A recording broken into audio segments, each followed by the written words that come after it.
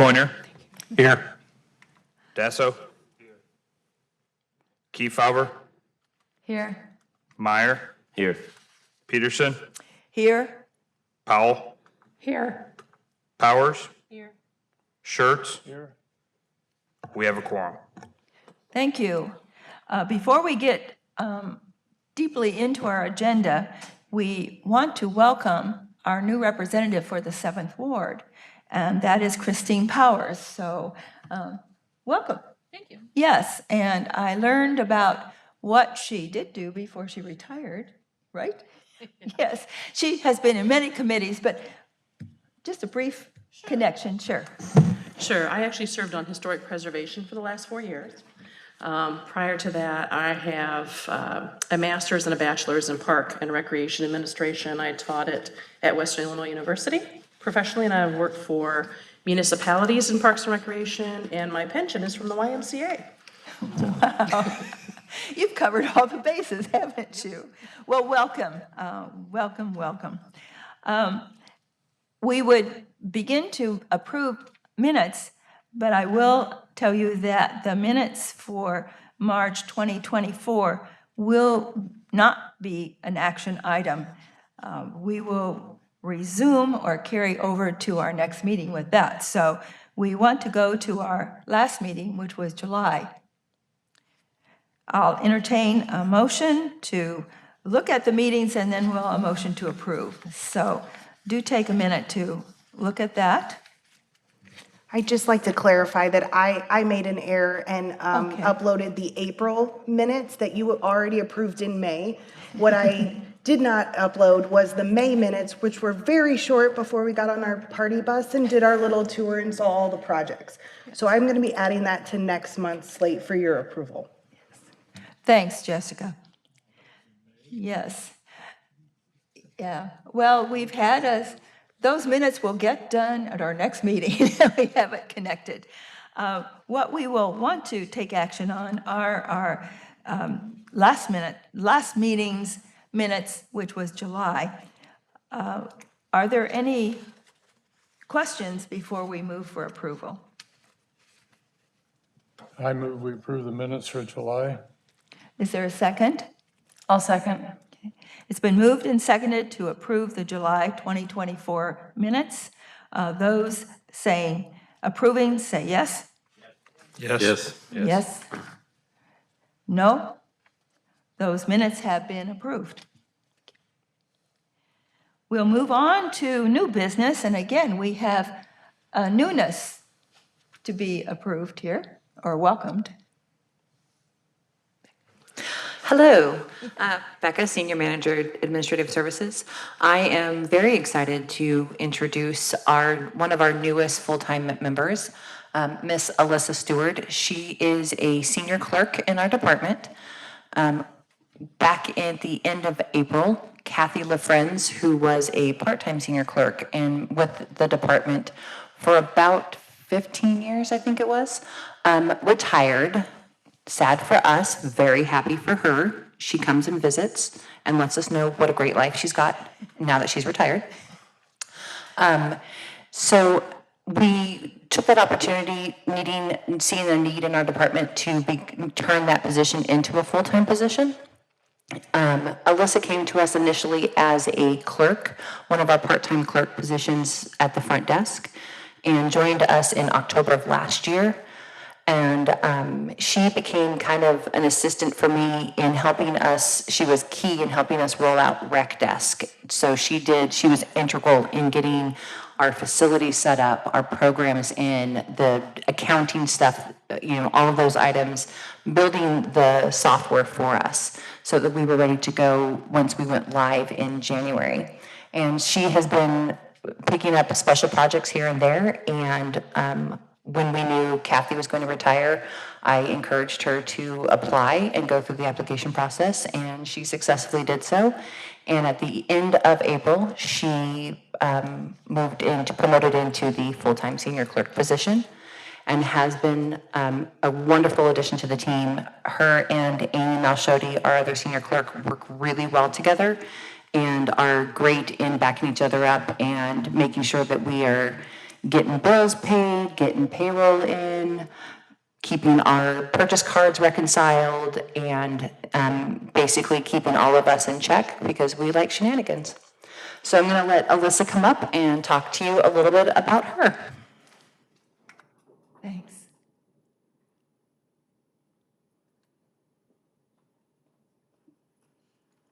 Good evening. I'm Alyssa Stewart, and I'm excited to be here as a senior clerk with the Parks and Recreation Department. I moved to the Quad Cities in May of 2023. I grew up in Burlington, Iowa. I started working for Parks last fall, like Becca said, as a front desk clerk, and I stepped into my current role as a senior clerk in May after Kathy LaFrance retired. In my position, I collaborate closely with Amy Malshodi to manage a range of tasks, from processing bills to reconciling purchase card statements for park operations primarily, to ensuring smooth front desk operations. A big part of my role is focused on customer service and community outreach, which I believe are vital for strengthening our connection with residents. One of my key goals is to enhance our customer service and expand our outreach initiatives. My experience working with children with special needs, specifically deaf children and those with autism, has equipped me with valuable insights into the diverse needs of our community. Since joining the department, I've participated in events like Red, White, and Boom and various community affairs. These experiences have been invaluable for promoting our services and engaging the public, and I've seen firsthand how they inspire community involvement. Outside of work, I enjoy spending time with my fiance and our 5 adorable fur babies. We love exploring our local parks and especially are excited to celebrate our special day at Vanderveer. I'm looking forward to working with all of you in the Parks Advisory Board, and together I believe we can make a meaningful impact in our community. Thank you. Thank you very much. We look forward to helping you with your new adventure, playing a part in it. Our next agenda item is something that is our need at this point, and that is electing advisory board members for the coming year. Those who are approved this evening will take effect next month's meeting, and that duty will serve until next September. So at this point, we will begin the process. We will move in the positions of election of chair, then move to vice chair, secretary, and then Riverfront Improvement Commission. So this is how we will do it. We will start out by my announcing the position that's open, and there's an open time for discussion in regard to that. And then we will then, move to collecting or recognizing those who are going to accept or be running for that position. And then we will vote by voice vote, and that will be called by Marcel. And then we'll move on to the next position. So that's how it would be done this year. So starting with the position of chair, I open the discussion in regard to that.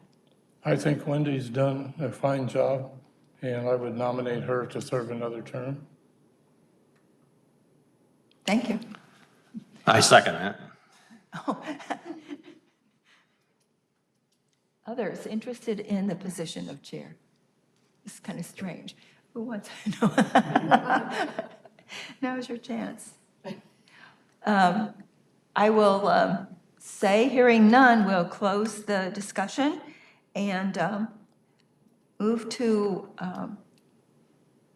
the vote on that. With one nominee, we can do a collective yay or nay. Okay. When we have 2, we'll do the name vote Okay, and but- roll call. Thank you. We didn't have that on our little note. Anyhow, I would appreciate and I do appreciate the nomination, and I would certainly enjoy working in that capacity in the following year. So with that, I will open the floor to those nominating me in the position of chair. Indicate yes? Yes. Yes. No? Well, thank you very much. let's move on to vice chair. We know that Mike Schertz has been in that capacity, and I would certainly say that he would be welcome to continuing in that. In the last year, he has been instrumental in the bike trail issue, and those, because we know he's an avid bikist. So at this point, that would be someone I would say or nominate.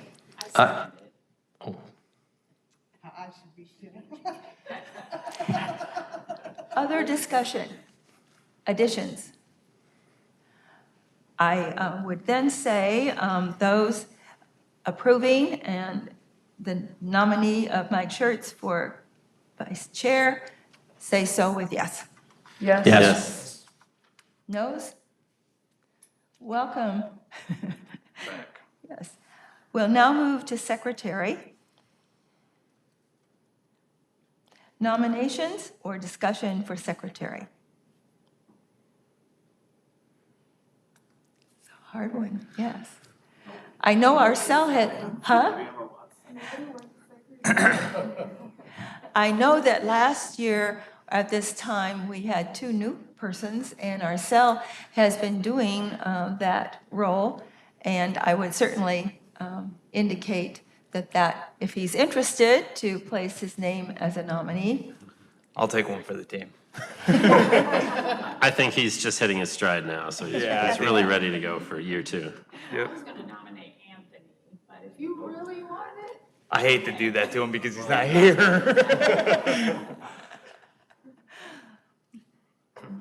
Are there other nominees? Yeah, I'll take it. Yeah, that's fine. Okay. Any others to speak, to nominate? I do agree with Chris. I'm catching my stride just now. Okay, good. Then at this point, I would indicate for approval the yes vote for ourselves for secretary. Yes. Yes. Got me a little. No? I welcome Marcel to Thank the you. responsibility of keeping us prudent and online for position of secretary. We now have our last position that we need to have filled, and at this point, Chris Meyer has served in the capacity of Riverfront Improvement Commission liaison, and I did ask him if he was interested when he sat down, and he said yes, so I would certainly put his name into consideration for that position. I second that. Okay. Other discussion? I think he's done a great job so far, and I think he continues. I would say yes, because I nominated him. With that discussion, I would place the vote of yes for his nomination to be and continue as Riverfront Improvement Commission liaison. Indicate yes at this time if you would like him approved. Yes. Yes. No? Okay. The slate is now filled, and when we look at that, we have myself, Mike Schertz, Arcel, is it Shaver? Sharif? Okay, Arcel, Sharif, and Chris Meyer as our chair and committee for the coming year. So thank you very much in regard to that. That went very pleasantly. With that in mind, please, Chris, would you move on and give us the Riverfront Improvement Commission report as of the last meeting? It was a pretty lease-heavy meeting for Riverfront Improvement, which is not usually what we care about too much on this commission. But one thing of kind of public interest is that Miracle at the Freight House is almost certainly returning to the former like chill space there in the Freight House, that Christmas themed bar that was been there, I think the last 2 years, or at least last year. So that's gonna be opening in, I believe, November, and being open in November and December, and then moving back out in January. The other thing is that the docks for the Marquette boat launch got damaged in storage, and so Public Works and I assume Parks are kind of looking into how much they can be repaired and what's gonna come from that. And then unfortunately, the Credit Island concert was canceled due to soft ground, but the fall concert series at Quinlan Court is starting up. And then I attended Red, White, and Boom, and it seemed like a good success as well. And that was pretty much all that was covered at that meeting. Thank you. Any questions for Chris coming up? Nope. Okay. Can I ask one thing? I don't know where this falls. Is who is connected with the care of Quinlan Court at this time? Is it something that the Riverfront Commission, you know? No, that falls under our riverfront operations crew. Okay, okay. Well, I'm back to the landscaping issue. I know that the shrubberies took a big hit. They're no longer in any of the planting boxes, and I expected that.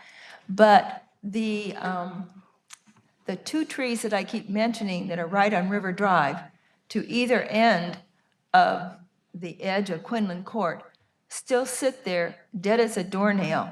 And this is going to this is the second season going into the third, that those were not addressed. So it's one of those things, I'd be happy to talk to whomever, but. No, trees are forestry, so we'll follow up with them and Okay. see where that is on their list. It would be nice. They're very sad, and it looks sadder now that the bushes are nothing. But something's growing out of those boxes, so not all the bushes said, don't Yeah, take me away. I know there was, the initial landscaping plan wasn't vetted through our department. There were a lot of issues with the original selection of plants.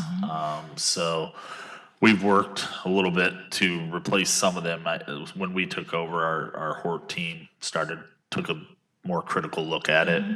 But the tree, I'll talk to Wayne in forestry and see where that is on his list. Thank you. And the other thing that I think is awesome is how neat and tidy Prospect Park Terrace looks now after we went through all that commotion a couple of years ago. So it really looks like grass now. So I think whatever they planted, it's taken time to get the real stuff up and going. So I'm really thrilled with that. So those are my 2 comments in regard to that. And Riverfront, it's kind of Riverfront stuff.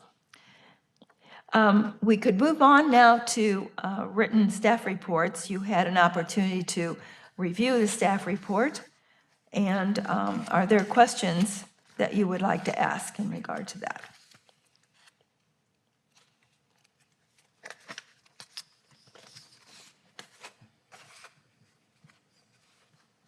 Yeah. Yes. Oh, Mike, yes, please. I want to say I really, really appreciate the update you guys sent out a week or so ago about what was going on with Junior Theater. And so don't hesitate to ever send us updates. I went to a ward meeting for the rest of you, and our alderman announced that Junior Theater was moving to the fire station on Harrison. And I'm like, wow, that seems kind of small. And so he and another person, oh, yeah, it'll work just fine. So I drove down there, I was like, man, that thing must be different than I remember. So that's why I emailed Chad. So Okay. anytime you have something, let us know. That was really fascinating. I really appreciate the information. Well, and likewise, I appreciate you letting me know about the confusion at the ward meeting so I could help sort of set the record straight. So anytime I would say you guys are at ward meetings or public functions and you hear something that parks related that may not, I guess, seem quite right, or you hadn't heard that, don't hesitate to follow up and ask, because that would be some big misinformation getting out that could have really derailed some progress on that end. So I appreciate, Mike, you letting me know. Good. Thank you. Yeah. I shared with Chad my day that I was wandering around and I went to Cork Hill. And the thing I wanted to say, if you haven't seen the new water feature, before it snows, just drive and take a look at that. It's really awesome. So I'm saying, go there and see that on a little tour. And I also said that I did see at Van Buren a young man playing basketball and the hoops were up and he was enjoying every minute of it. I says, how's that working for you? And he says, oh, I really like it. And he was moving around, but he was by himself and his mom was watching. But those things are in place and people are using them, and I think that's great. I'm not hearing any questions or comments, Did he have a report for us? but we need now to, we're moving on to Chad's report. Sure. So yeah, last Friday I sent you out a general update on some things that are going on. If you have any questions about that, I'll be happy to answer. A couple housekeeping things.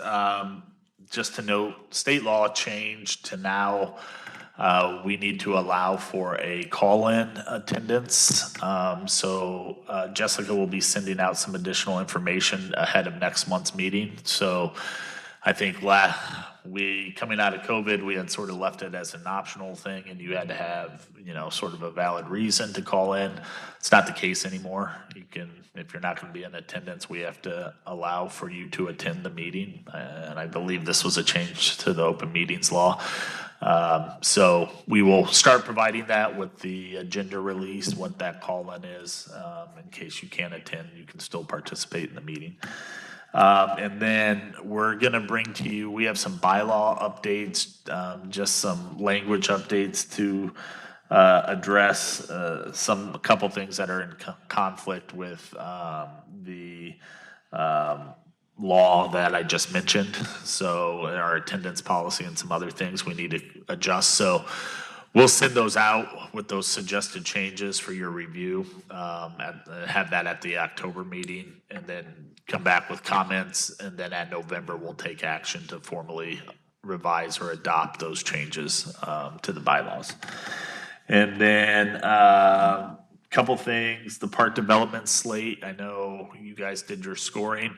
I've been intentional in sort of holding that from council, but I will release it now to scoring just because they had quite a few other park-related items on their agenda, and I didn't want that to get lost in the shuffle.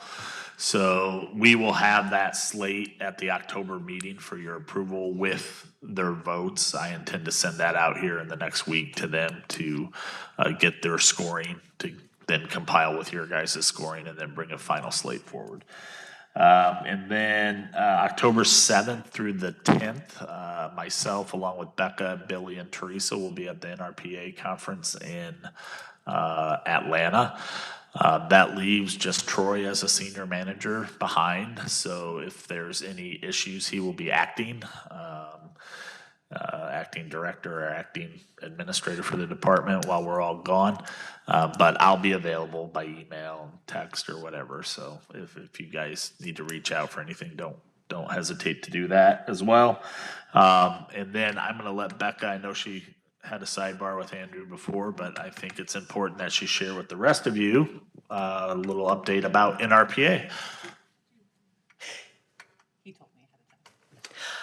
So as I was talking about pre-meeting, I am going to be leading an education session at the national conference this year. We did a version of this particular presentation. It's in partnership with some of my coworkers, one from Davenport Police Department, Sergeant Andrew Harris, and Allie McWilliams, who's the community engagement coordinator for city administration. The three of us work in tandem on a project called the Good Neighbor Program. On a program called the Good Neighbor Project, sorry. And it's a revitalization of Neighborhood Watch, but with a more positive spin. And that was actually one of the very first initiatives I took on when Chad hired me back in 2021. He said, hey, I want you to meet with, at the time, it was Nevada and Sergeant Harris, and talk about this program and, how can we get involved with it? And it's been a really wonderful partnership, and it's grown from It started out with about 30 neighborhood leaders, and it's at over 160 now, I believe, here in Davenport. And we presented a similar presentation last year, 23? At the Iowa Parks and Rec Association Spring Conference that was here in Davenport. And Moline was in attendance at that particular session and have now adopted their own version of the Good Neighbor Project in Moline and are rolling it out, and is a partnership with the Parks and Rec Department. So we submitted, part of my professional development goals this year was to present at the national level.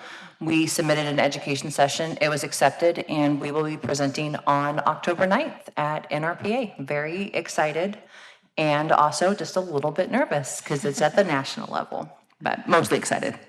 Wonderful, wonderful. Yes, yes. Can I make a comment on that? My alderman and I made sure to have the officer come and do a presentation at one of our ward meetings. And I recommend that for other wards if you're interested, to help get people involved. Okay. Good suggestion. And then lastly, at our October meeting, I usually do a budget and CIP review because that's this time of year. So that'll be on the agenda for October, just a review of operating CIP budget and probably a little bit of master plan review since it's been several years since that's been, was adopted, and be good to just sort of refresh some of our newer members on some of the highlights of that plan. So look forward to that in October. Thank you. We often kind of skip, because our time is limited, the next item, which is our advisory time. And so this is our time to suggest future items or other things. So we're on. Yes. I think I'd like to hear more about the rollout plan for the Fairmont Community Center. Jerry and I attended the first ward and second ward meeting that was there a couple weeks ago. There was a lot of questions around what the plan looks like for the Fairmont Community Center. And I think, especially the locals want to know what's going to happen there. I don't know what we have planned for programming as well as advertising into the community. Good, good. Other things? So we are staffing up our facility attendants so that we can have people who are there for open and drop-in gym. Right now, we are tentatively scheduled that we have open gym time available weekdays from 3 to 6. We have carved out some specific reservation-only times because that has been probably from a customer service perspective, one of the biggest questions we've gotten was, oh, when it opens, I want to reserve it because I want to have a birthday party. So we wanted to make sure that we are balancing between both the reservations and having open gym time and just open use time. Our goal is starting in October to be able to have a more set schedule and offer more. We've been kind of getting softly in there this month to get the feel, get the vibe, get the kind of the timeline of how people will show up. We have also gotten some new signage and such installed. So it's been a slower process than we might normally do with a community center, but we're still working on a couple kinks as well. So we're hoping come October, and once that's fully scheduled and we start advertising it more, we'll definitely wrap you guys in on that as well. For me, it was just feedback, right? For the board was to just, hey, we heard it a couple weeks ago at the ward meetings, just the feedback from the locals and the community, just what's going on, what's the plan. So just some feedback. Okay. Can I ask a question about that too, Becca? There'll be current park personnel that will be staffed at that location, right? Correct. We already have Cole McLeod, who is our sports supervisor. He's now housed out of that facility, and his part-time sports coordinator, Nate, is also there. So they're there during the day, and then we are we've been onboarding, they're going through the hiring process right now, facility attendants, who will be there in the evenings and the weekends so that we can have expanded hours. Great. Yeah, I can tell you from experience on that, you need somebody during those open gym times for basketball pickup. It can get out of hand pretty quick. Surprise.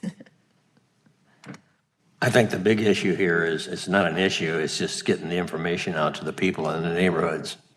So how do we do that?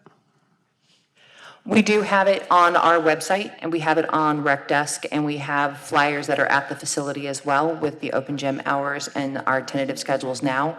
And then once that is more solidified with the Recreation Department and their staffing in conjunction with the facility attendants, we'll start really pushing it out with social media, press releases, that kind of stuff. Okay.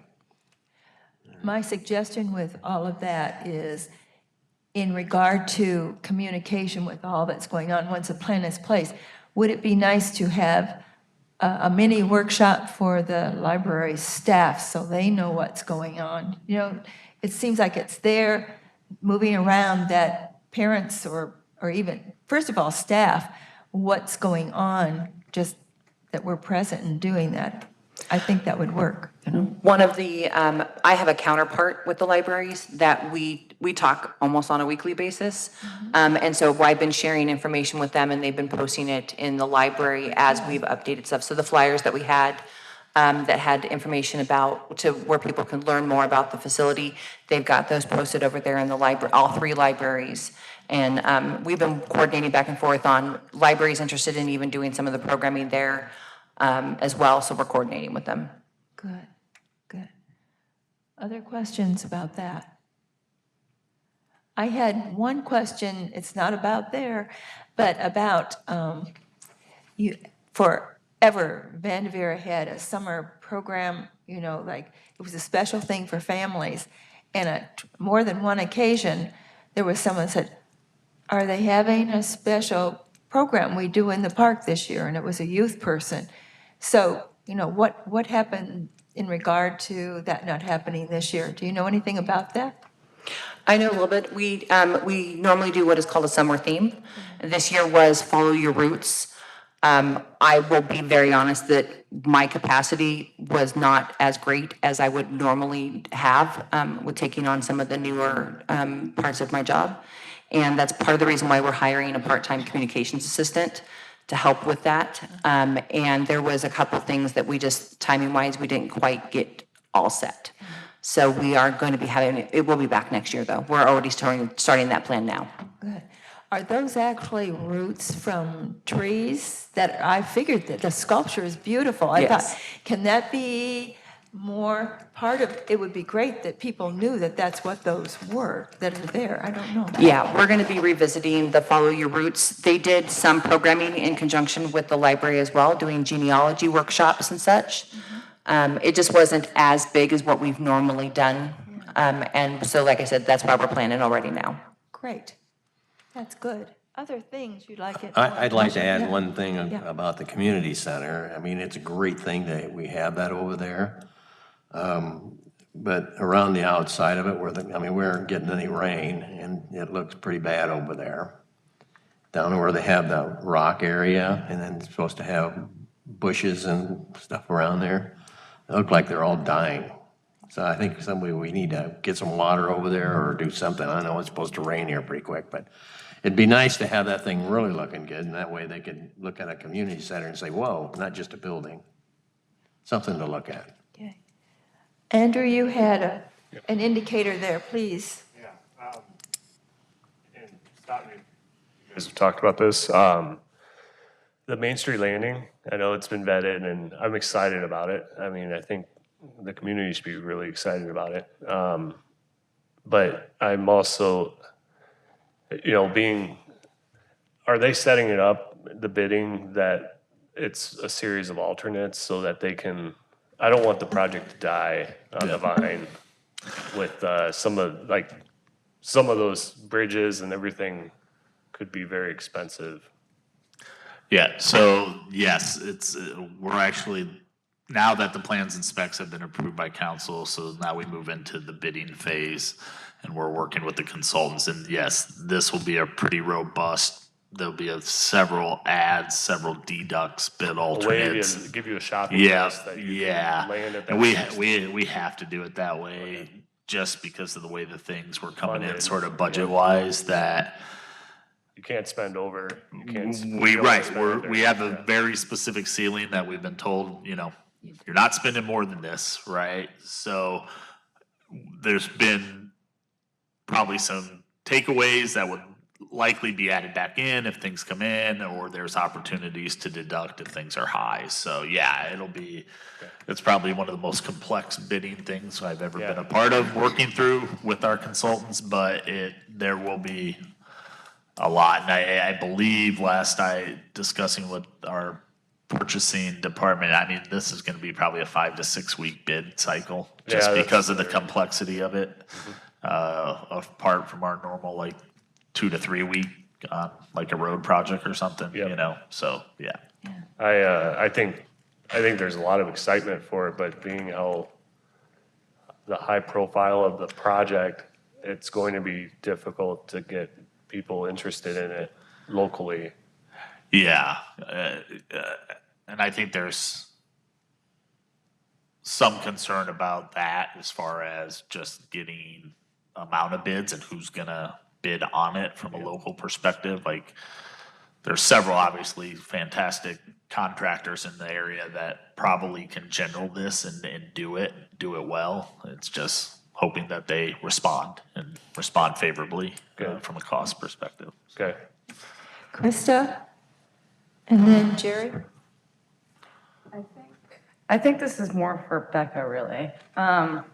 I was looking on the Statisfy, I think the app's called that. It is awesome, I love it. I don't know if you guys downloaded it on your phone yet, the new app, but it is great. It's very informative. I noticed locally that a lot of different committees and groups have different events on different days, and sometimes they overlap. And I feel like there's a lack of communication. I love to see local calendars all meet on that public one. I think that would be amazing when it comes to the overlapping issues locally. But then I was also curious because I know before we had it up, and in Florida, that's how they lessen maintenance workload, is volunteer areas for people that are, let's say, specific on a type of plant or flower or just landscaping, that just happens to be their expertise, and they're a lot of the times retired or just looking for something to do on the weekends. I was curious how we go about getting volunteers together or just communicating that that's something that they'd like to do or get involved in. I guess that was my question. Is how do we get more hands-on in that app and actually implement something with another committee and whatnot? So I'm going to address a couple of your points. So Statisfy, I give all the credit to Amanda Randerson. She had researched it, found it. We did a pilot program. So if you've noticed, when you do look at the Statisfy app, to give some context, it is what we would call a ring outline. There is an app, there is also a phone number, and we currently have some of our higher, more profile facilities in the list, and we can mark if it's open, if it's closed, if it's partially open. We can say that yes, a program is running, or no, we had to cancel a program. And it's something that then the public, it's another avenue of communication with the public. We wanted to do more of a pilot with it to see how it worked this summer. So we don't have all of our facilities. We did decide that, yeah, it's worth it to pay the extra little bit of money so that we have an unlimited number of facilities and programs that we can put into it. So we're going to be expanding it over the fall and winter to have all of our parks, all of our indoor facilities, all of our programs, and then we're better able to communicate that. So that's one side of, that's the app. The community calendar, that it's rough. It's hard to get a community this size to all have a centralized calendar. I know I'm part of the city's communications team, where it's basically all the marketing communications or outreach coordinators, managers from all the different departments. Once a month, we get together and we share what we have coming up. We try and synchronize our social media pages, press release schedule, those kind of things, and which is amazing. And one of the things that we are looking at is the website, the city's website as a whole, and better use of the calendar that's on the website. Parks and Rec, we have a calendar, and then I post on some of the other calendars that are on the website, but I don't think that we're fully utilizing that.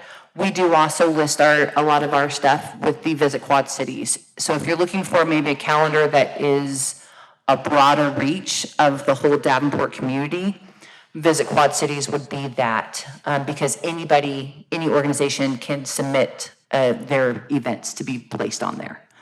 So that is another avenue that we will be on more often. Thank you. Jerry, did you have?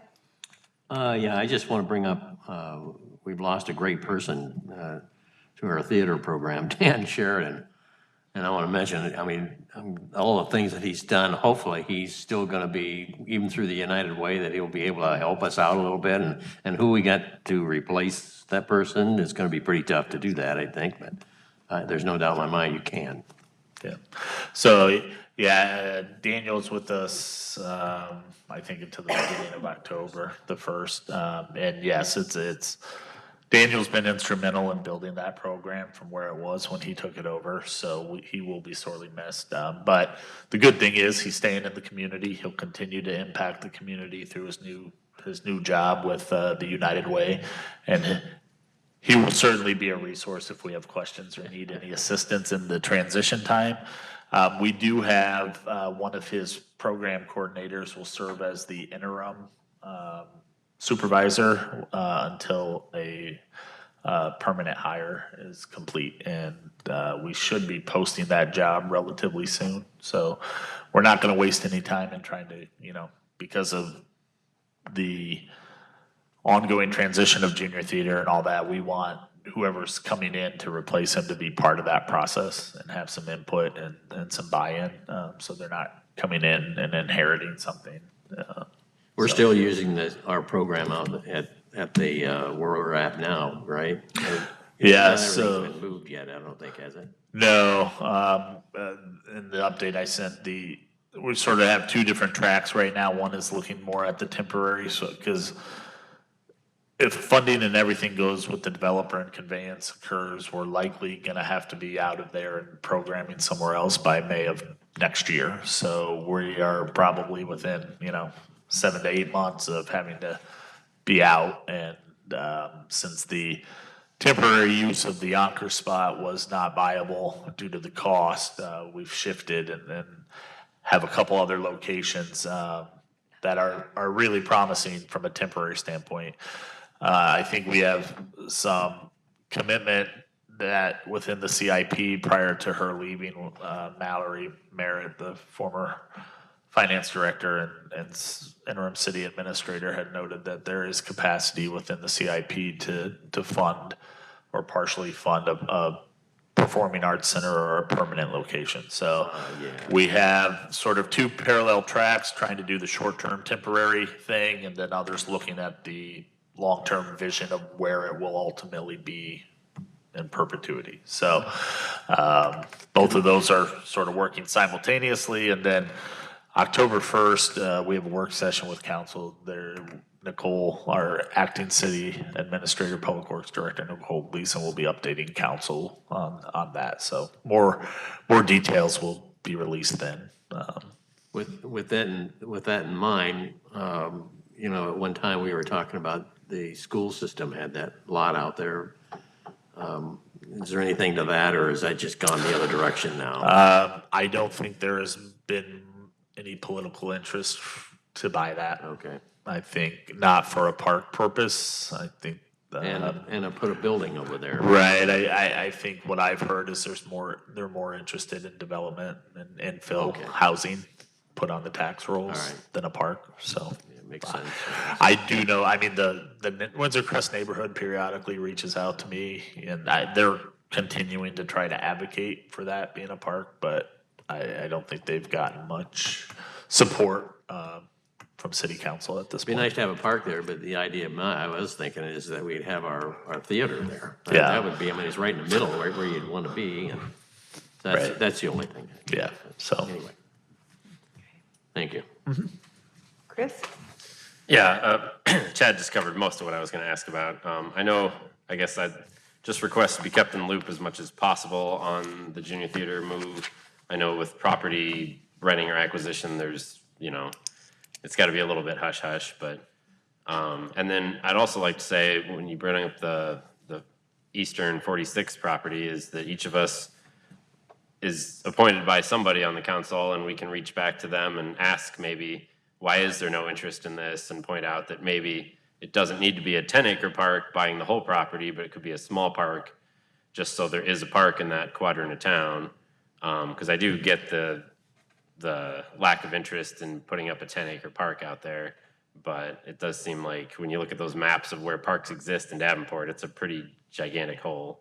So it'd be kind of a shame to lose out on that opportunity permanently. So I just suggest maybe reaching out to either your alderman of your ward or who appointed you to this board and ask about that. Sharif? I think to piggyback on that, if I remember correctly, there was some conversation, if that was going to become a development, that we could potentially get support for the plans to be drawn in with that developer to put a park into that space. Is that a possibility at all, Chad? I don't know. Yeah, that certainly could be. The city of Davenport, we don't have a formal open space policy that requires developers to either do a set aside for park or cash in lieu of, like some other communities may have. But that's not to say that in any sort of development proposal, there can't be conditions put in place. So I think that would be some avenue we could look at if and when a developer comes forward with a preliminary plat or something to develop that. To my knowledge, there hasn't been any development interest in that parcel that has at least trickled down to my desk. And I check in with our planning department periodically just to say, hey, has anybody shown interest in this? So I think that sort of bodes well, at least communicating with the neighborhood, because I think they're concerned that the property is going to be sold and they're going to lose out, and they are trying to find a way. I believe the last I heard is they are actually trying to figure out a way to fund and potentially purchase it themselves and give it to the city. I don't know. That's hearsay right now, but yeah. So, but to your point, yes, there could be conditions put in that could allow for a set aside of 1.5 acres, 2 acres for a small neighborhood park or something. Just a thought. Yeah. I know we went through that in Bettendorf. Part of that also has to be who's going to care for that park. It's going to be increased expenditures, but it's also quality of life. It's attractive. And to your point, I mean, I think that going through the Main Street Landing process right now, that's been the biggest sort of contention of any addition to the park system is, how are we going to maintain it? You guys every year, we go through our budget and our benchmarking in the master plan and understand that, we've been flat for many years since our decrement cuts and have not received any new funding to maintain things, even though we've grown. We've added Jersey Farms Park, we've added numerous amenities, vacant parcels, the Blackhawk Gardens addition, all those flood buyouts that we have to maintain, various other things, Quinlan Court, Veterans Memorial Park, without any additional funding. So yes, I mean, anytime that's going to be looked at hard is. But I would say, like, Jersey Farms was sort of a minimal impact the way it was designed in terms of cost to maintain. There was some, but not to the level of like what Main Street Landing will be for us, right? And we were good, and that was council's, a lot of their questions with that one was, how are we going to maintain it? What are you going to do? And we came forward with a maintenance plan that they approved and finances approved. So we will be getting new funding for our riverfront operations when Main Street Landing comes on for that. Jerry? Volunteers doing park programs, just like what you said, Jessica. In all the parks, on maintenance, grass mowing, maybe, I don't know what their liability would be. You can't put me on one of those tractors. I'd probably kill somebody. But That's why we only let you stain fences. But I was thinking, well, maybe we could get volunteer groups to go do some of these things and to help the maintenance on a lot of these parks. Yeah, I think that'd be great on the website. Jerry, thank you so much, because I realized that was one thing I missed on Krista's comment, was volunteering. So over the last year, Teresa Hammond has been working with an AmeriCorps member on evaluating some volunteer software or some way that we can start a database. And we found out that we have a partner page with United Way. And so we have been developing, getting that set up, working with all of our staff in the department about creating volunteer opportunities, getting them posted. And so now that we have that set up and that system in place, we just had a brand new AmeriCorps member start with us. She's gonna be serving this year with us. Her name is Therese. So we have Teresa and we have Therese. It's not at all confusing in the office. And her focus will be on volunteer recruitment. And so she has already hit the ground running in developing materials. She and I are gonna be working on those together and starting to find places where she can go set up a table, informational table about all the opportunities that we have to volunteer, and reaching out to companies about volunteer days. Most corporations will have some kind of volunteer incentive as for their employees to do a volunteer give back to the community day. So that is going to be a big focus. So I think you're going to start seeing some more of that. We do have a volunteer page on the website that is, now that we've gotten through getting the system set up. So we're going to start seeing some more of that. And I'll piggyback on one other thing. Billy and I have discussed about implementing an Adopt a Park program. It's been something that's been on the radar for a long time, and it's a common practice in a lot of park systems to have an Adopt a Park where a neighborhood or a volunteer group can come in and do cleanup days or something like that. So we're looking at that as well. And my goal would be to maybe piggyback into the Good Neighbor Project now that that has evolved so much, to tap into those neighborhood groups in and around some of our neighborhood parks to see if there's interest in helping support and do periodic cleanups and things like that. So like E-Mice would be a good example of where we might launch a pilot on that and reach out to neighbors to help, because our resources are stretched, and to be quite honest, we need more, I think, community